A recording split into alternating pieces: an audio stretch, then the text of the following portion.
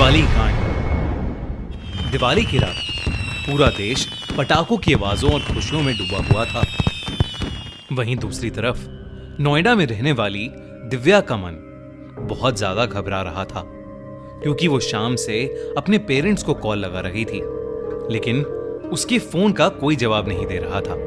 जब दिव्या के mummy papa ने उसका फोन नहीं उठाया तो उसने उनके केयर टेकर महेश को भी कॉल मिलाने का ट्राई किया, लेकिन महेश का फोन बंद आ रहा था।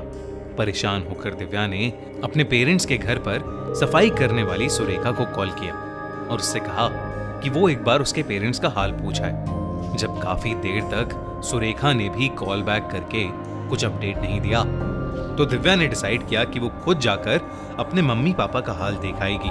वो घर से निकलने ही वाली थी जब दिव्या को सुरेखा का कॉल आया। सुरेखा की कांपती हुई आवाज सुनते ही दिव्या समझ गई कि कुछ ना कुछ बहुत। जब सुरेखा ने दिव्या को बताया कि उसने अभी क्या देखा था तो वो सुनकर दिव्या की धड़कन रुक गई। सुरेखा ने बताया कि दिव्या के पेरेंट्स मिस्टर और मिसेस जायद जमीन पर खून से लथपथ बेजान पड़े थे। किसी ने उनके घर में घुसकर उन दोनों को बहुत बेरहमी से मार दिया था।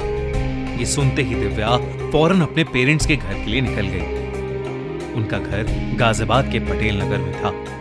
दिव्या ने वहां पहुंचते ही देखा कि उसके पेरेंट्स की लाशें स्ट्रेचर पर पड़ी हुई थीं और उनके सर पर गहरे घाव थे। ये देखकर दिव्या पूरी तरह सहम चुकी थी। पुलिस ने उसे बताया कि उसके पेरेंट्स के घर में कोई भी चोरी नहीं हुई थी और ना ही किसी जोर जबरदस्ती के साइंस मिले, लेकिन दिव्या को पुलिस की एक भी बात समझ नहीं आ रही थी, क्योंकि वो अपने पेरेंट्स की लाश को देखकर गहरे सदमे में चली गई थी।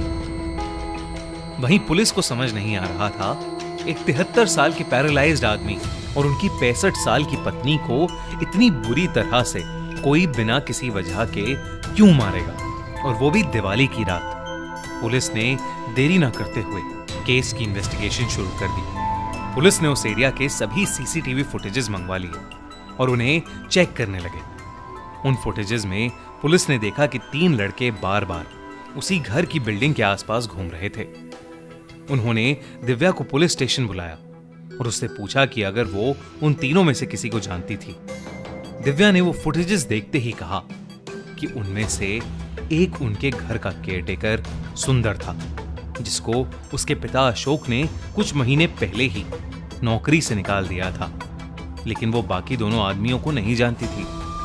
पुलिस ने सुंदर और बाकी दोनों लड़कों को ढूंढना शुरू कर दिया और काफी मेहनत के बाद पुलिस ने उन्हें अरेस्ट कर लिया। जब पुलिस ने सुंदर को इंटेरोगेट करना स्टार्ट किया तो उसने इस क्राइम में इन्वॉल्व होने से मना कर दिया। सुंदर को उसकी सीसीटीवी फुटेजेस दिखाई, साथ ही साथ उसे उसके साथी अतुल कुमार का कन्फेशन भी दिखाया, जिसमें उसने एडमिट किया था कि उसने सुंदर और आजाद के साथ मिलकर अशोक और मधु जायदका का मर्डर प्लान किया था। सुंदर ने ही अतुल कुमार को अपने गांव से नौकरी का वादा करके वहां बुलाया था, पर उसके शहर आते ही उसने उससे कहा कि वो उसको नौकरी तभी दिलवाएगा जब वो अशोक और मधु के मर्डर में उसकी हेल्प करेगा। सुंदर घबरा गया और रोते रोते उसने अपना जुर्म कबूल कर लिया, मगर जब वो उस मर्डर के पीछे के और राज खोलने लगा तो इंटेरोगेटिंग ऑफिसर तक के होश उड़ गए। क्रिकेट वर्ल्ड कप जोरों शोरों पर है और इससे बेटर क्या टाइम है अपनी स्पोर्ट्स नॉलेज से पैसे कमाने का। मोस्ट बेट एक ऐसा गेमिंग प्लेटफॉर्म जिस पर आप अपनी स्पोर्ट्स की प्रेडिक्शंस और गेम्स खेलकर पैसे कमा सकते हैं। ऑलरेडी 5 मिलियन लोग इस प्लेटफॉर्म को यूज कर रहे हैं और ढेर सारे पैसे कमा रहे हैं। सिंपल येस और नो क्वेश्चंस आंसर करके आप हर दिन 6,000 और हर महीने 27,000 रुपए तक इजिली जीत सकते हैं। सिर्फ स्पोर्ट्स ही नहीं, मोस्ट बेट में है एविएटर, अंदर बाहर जैसे हजारों games, 100% real money, 1 click registration, 20 minute में विड्रॉल्स और 24/7 कस्टमर सपोर्ट। और क्या चाहिए? प्रोमो कोड CRIME888 यूज करो और पाओ अप टू 34,000 रुपीज का welcome bonus. Sign up now, link in the pin comment. Sundar ने बताया कि वो पिछले 10 सालों से उस घर में नौकरी कर रहा था। वो 17 साल का बच्चा था जब उसके पिता ने उसे अशोक जायदका के हवाले कर दिया था। सुंदर ने बताया कि अशोक बहुत ही स्ट्रिक्ट आदमी थे। वो सुंदर को उसकी मेहनत का 1 रुपया भी नहीं देते थे, और तो और वो सुंदर को उसके घर पर बात तक नहीं करने देते थे। जैसे जैसे अशोक और मधु बूढ़े होते गए, हालत और खराब होती गई। अशोक ने सुंदर से उसके घर में रहने का किराया मांगना शुरू कर दिया था।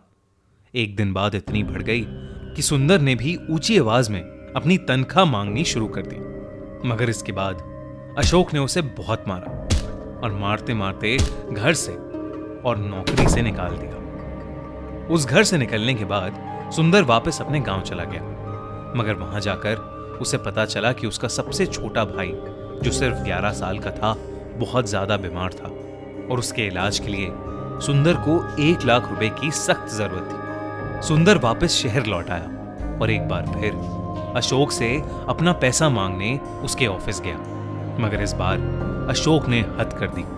उसने सुंदर को लोकल पुलिस स्टेशन में बंद करवा दिया।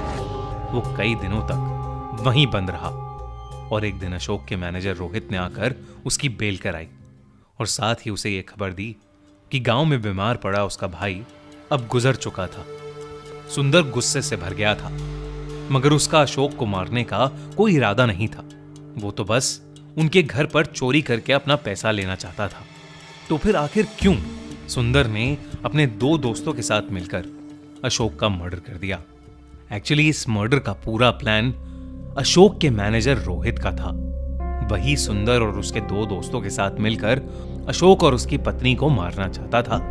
यह बात पता चलते ही पुलिस ने रोहित को ढूंढ निकाला और उससे पूछताछ करने लगे। तब रोहित ने उन्हें बताया कि वो अशोक की बेटी दिव्या से बहुत प्यार करता था और दिव्या भी उसे चाहने लगी थी। मगर जब ये बात दिव्या ने अपनी मां मधु को बताई तो उन्होंने दिव्या का कहीं भी बाहर निकलना बंद कर दिया। जब रोहित ने मधु से बात करने की कोशिश की तब मधु ने रोहित की बहुत बेइज्जती की। इस बात के कुछ महीने बाद ही अशोक और मधु ने मिलकर दिव्या की कहीं और शादी करा दी।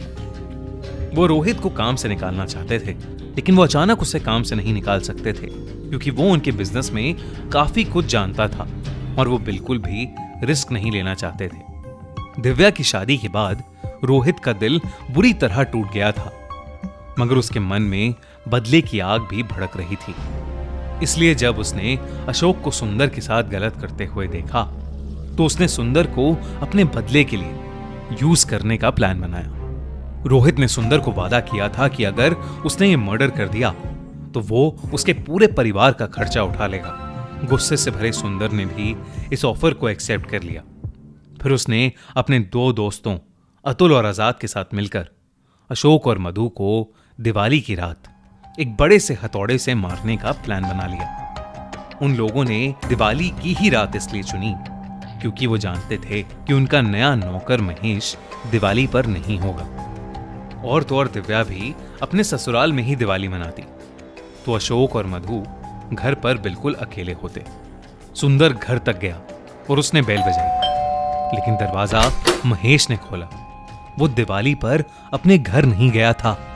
उसने सुंदर को मुस्कुराकर घर के अंदर आने को कहा, मगर सुंदर महेश को वहां पाकर घबरा गया।